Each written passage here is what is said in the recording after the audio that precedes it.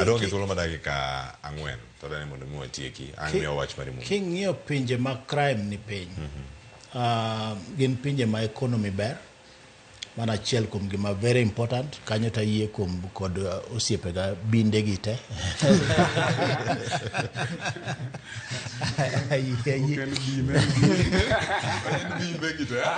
Awacho binde. Bwana ni molongo binde kore ni jirgo. Bilare. Bilare. Mana ariyo miyude pinje go en tit for tat. Itimo ma ing'eni chieng' moro nadhi Dubai to wiye owil gi sime airport. Pare ni sime no nomany an kasedhi hotel mokel na hotel. Manyiso ni mondo mi ikwal kada bina sime kama ginene Dubai piny liet ni ahinya. Kendo onge kuminyalo donje.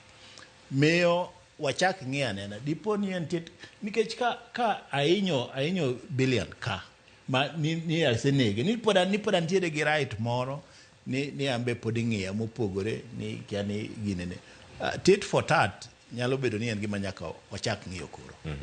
Erokamano. Adani miya wach mari mogik koro kwatieko chuth.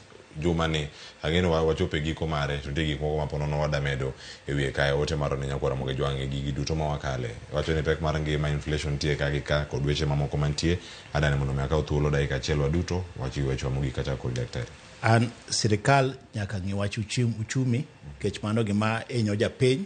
Sirikal owinjo chak ng'iyo ni to jok manyo USAID manyo ginene tije gi ere kaka inyalo konygi mondo mi gibed boosted matin nikech adiera wan ok wakan pesa wan wakia keno.